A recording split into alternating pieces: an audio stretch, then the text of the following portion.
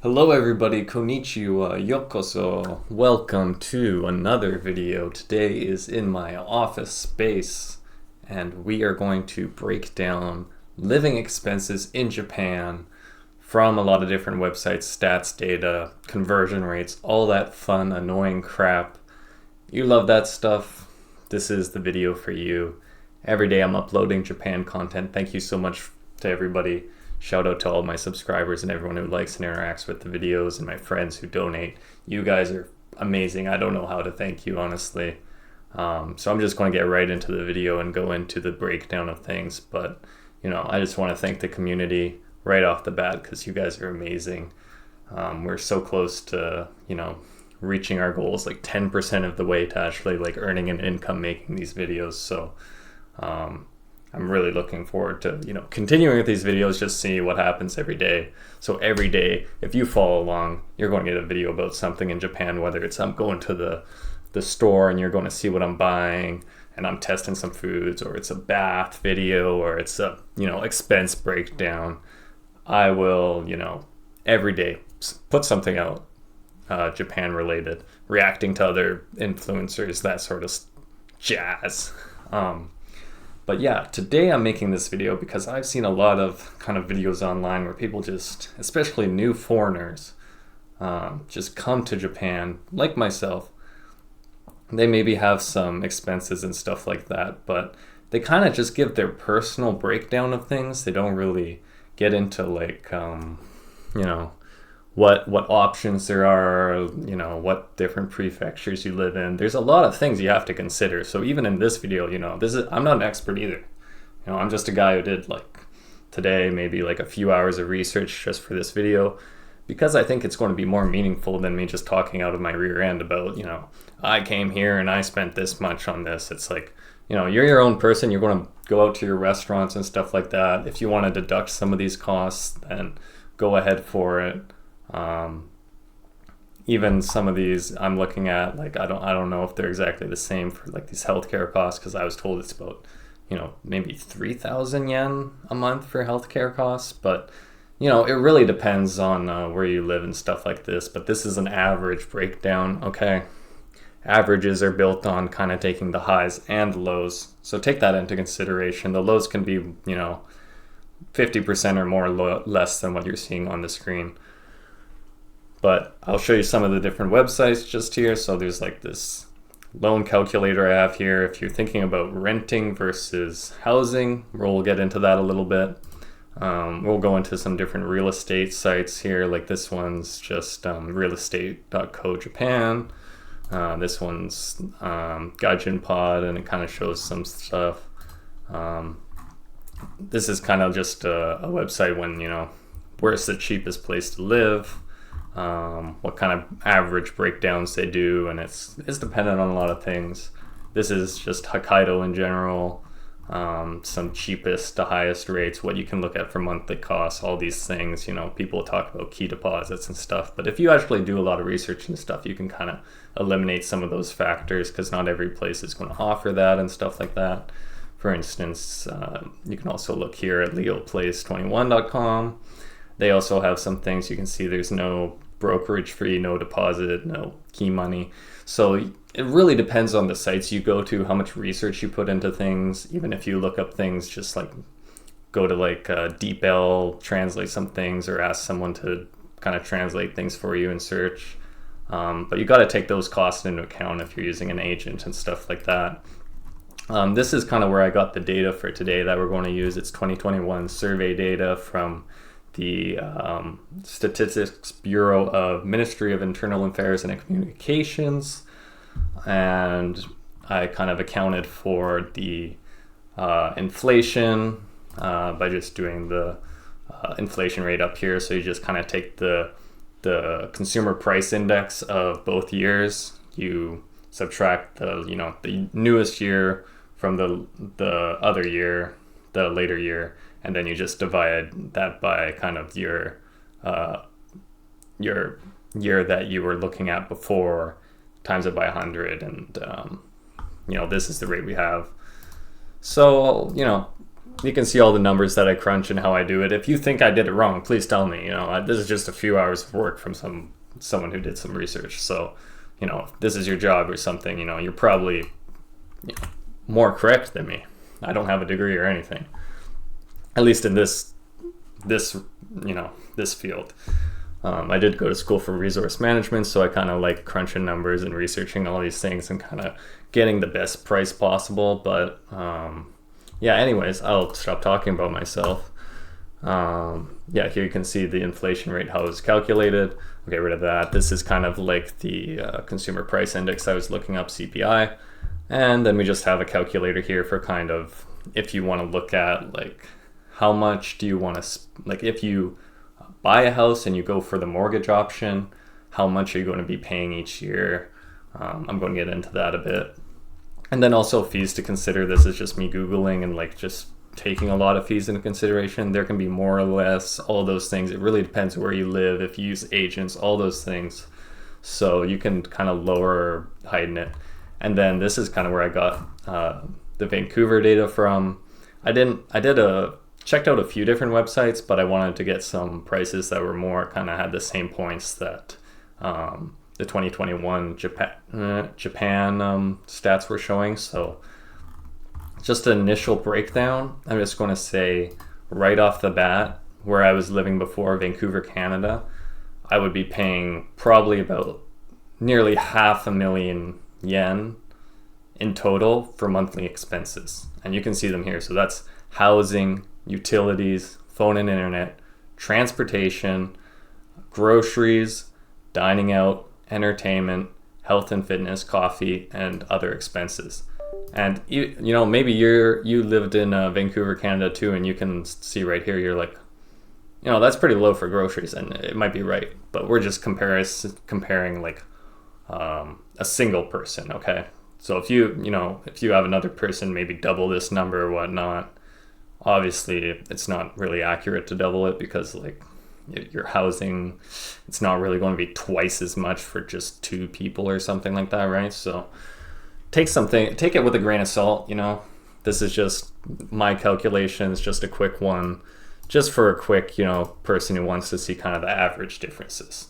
Okay, this isn't the cheapest stuff, but I do have some sites here that show kind of the cheapest place, like Totori.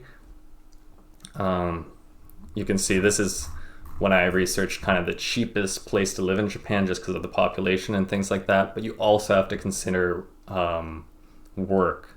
Work in Japan is still, when I ask my partner and her family, seems like a lot of jobs maybe ask you to move around a lot. For instance, I know someone who kind of has to basically move from like every 2 years or something like that. So it really depends on your job and all those types of things. You have to consider that. But let's get into kind of the cost of living here. What are some of the breakdowns? In Japan, you can see kind of food expenses, right?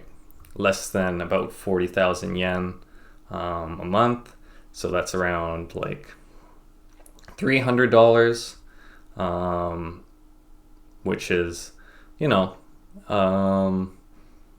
don't know how, depending on what you buy and stuff like that, it's going to be up and down. Personally, that's pretty high for me. I spent just this week maybe like 6,000, maybe a bit more on food. So it's like, and that maybe lasts like even more than a week. So, take everything into consideration with a grain of salt. But you can see the housing, that's kind of a mediocre price at like 51,000. So it's about $500. Water and utility bills are going to cost you about 100, but obviously depending on the prefecture you're in and all that, it's going to be a bit more. Like for instance in Hokkaido, where they have the heating and all that, you might have to add another $100 on top of that.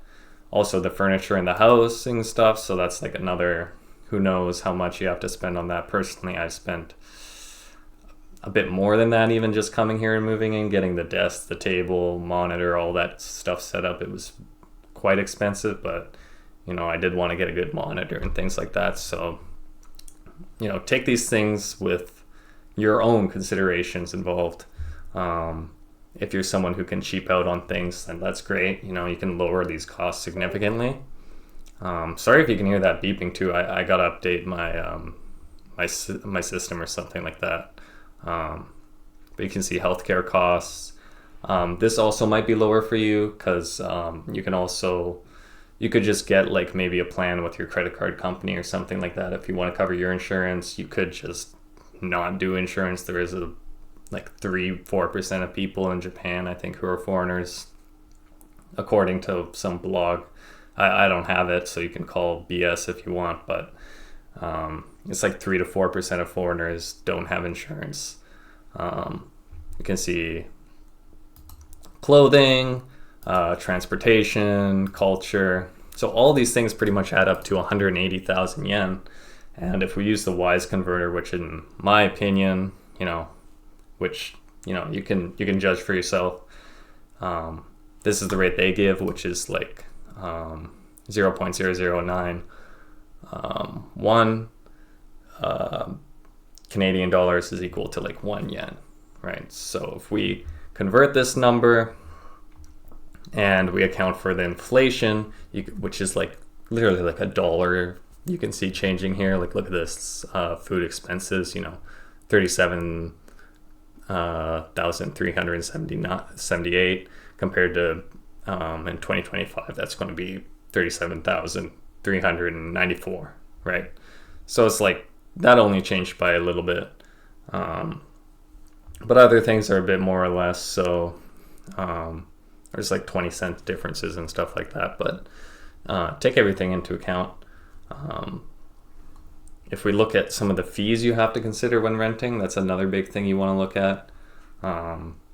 Because if you rent, there can be things like key fees, there can be things like damage deposits, and these things all vary. So I think Google AI kind of gave a decent response for averages here, because that's kind of what we're going for. But your security deposit, it's basically going to be as much as 1 month worth of rent, maybe 2 months. The average is in between that at 1.5. So, pretty much consider that you should get renter's insurance, because it's going to, if an earthquake happens, if, a flood happens, some God-given something happens, you should have some kind of insurance for that. There's even fire insurance down here, which is like 10 to 30,000 yen, depending on, where you live and stuff like that. Going to cleaning fees too, that's like when you move out and stuff. So you should all, depending on if you're renting, all that, make sure you know these things, make sure you understand what the agent's telling you and stuff like that. There's also the agent's fee, right? So like you call, you ask about renting this place, there's someone who organizes all that, right? And they're going to take a cut of things. And generative AI basically says it's usually about half, so 0.5 to 1% of, or sorry, 1%, what am I saying? It's either around like 50 to 100% of 1 month's rent. So take that into consideration too. They're just going to take a fee for that. There's also a key replacement, which maybe you don't need to worry about, right? If you're not going to lose your keys, like who cares? But there's also like the guarantor company fee, which is like if you come here and someone's kind of vouching for you that you're like a good person and all that, and then you kind of like screw up and you don't pay something, they're going to pay or whatever, but they kind of take a fee, which is 50 to 100% of your rent again. Property maintenance is also 3,000 to 5,000 yen, so take that into consideration as well. There's also fees to consider when you buy a house. I'm just going to bring these up from Google AI too. So there's the real estate agent, which is about, they'll take 3% of maybe the home or apartment cost. There's a stamp duty, so you're going to start paying taxes on things too.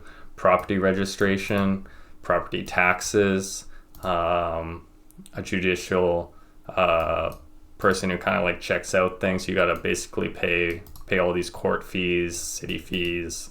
There's an acquisition tax, which is kind of just like they evaluate how much your house is worth, and then you got to kind of pay tax on that. So you can see it's kind of different. So for land, for the buildings, and like if it's a commercial property. There's also down payment, which is usually 10% of the purchase price. And then if we go into kind of, just from what I looked at, if we look at kind of apartments to buy in Japan, and we go from like highest to lowest, don't look at this first one, but you can see like some of these places, usually they start going at 1.8 million, which is around like if it's 2 million, it's around $18,000 Canadian. So you could just straight up, if you have like a little bit of savings saved up, you might want to just buy a place. It's totally up to you and what you consider in the fees and stuff like that. But if we go into, let's say you want to do a mortgage type thing, if we take that 1.8 million yen, we do it over 20 years, I'm going to be paying around $80 a month. And over time, this is going to be interest rate. I did a little calculation to see, okay, so how, if you go with the mortgage, every year, how much are you kind of paying in that interest? And it's about, $80 in interest, every year. So take that into account, you're paying like $80 a month, plus over time, you're probably paying about $80, just in interest because you took a loan out. So take that into consideration. You can also kind of play with these numbers. So, if you want to do it like 10 years, your interest rate's going to go down. But your monthly cost, it's going to be like $150. So it's all, it's really dependent on you, what you want. That's what I'm trying to get at in this video. And I just want to kind of give an average breakdown because I think that's going to help the most people. If you're looking for the cheapest options, maybe I'll do a video going into more of the cheaper stuff. But, kind of the personal expenses I put down here too, like when I went to City Hall, they told me it would be like $30 a month, but who really knows until you actually start paying that and stuff like that. So I can't really, it depends when you got here, and there's all these calculations involved. So it's even complicated for a Japanese person, because I went with my partner's family and stuff, and they got confused once we got to the insurance person. So it's complicated, and you just kind of have to go with things and figure them out as you go. But I wanted to do an average breakdown, kind of compare where it was I was living before, if I kind of spent stuff on health and stuff like that. I don't really see like the health fees in here, but those are things you should also kind of consider. Insurance, all those types of things. It's kind of missing from these prices already in Vancouver and Canada, so it's probably even a bit more than that. But definitely some things to consider. This price also might go down in housing if let's say you share a house with someone and you're only paying like $700, $1,000 a month, right? That's just from my experience in looking at the renting places in Vancouver, but everyone's going to know a bit more or less depending on where you're from and how long you've lived there and stuff like that. But let me know what you think of this video. What kind of stuff do you maybe want to see more of? Do you want me to go more into kind of these houses and take a look at them? If you want, you can just go on these websites yourself and just click on them and say like, oh, okay, this apartment, and like look at the video or something like that, and you can see like all the stuff here. This is like what you get and everything like that. So if you're a single person, maybe it's enough for you, but check these things out yourself. Make sure you know if it's furnished or not. Kind of just some basic things. If you want help with that, let me know. I'll do more videos on this stuff. But today I just wanted to do a quick video on that because I've seen some influencers talk about it, and they say things like, I regret coming to Japan. Oh my God, it's so more expensive than what I thought. But for my situation, it's like, it's a quarter of the living costs that I would be paying if I was back home right now. So, plus, with my own, we didn't even kind of get into if you do a homestay or something like that, but those are all things you got to consider. Or if you just do what I do, you come with your partner and you rely on their family a bit for a while before you get set up with a job and work, all things you should be considering. But that's it for this video. I'm looking forward to the next one. Comment below, what do you think? Do you think it's cheaper to live in Japan compared to where you live? What are kind of the housing prices where you live?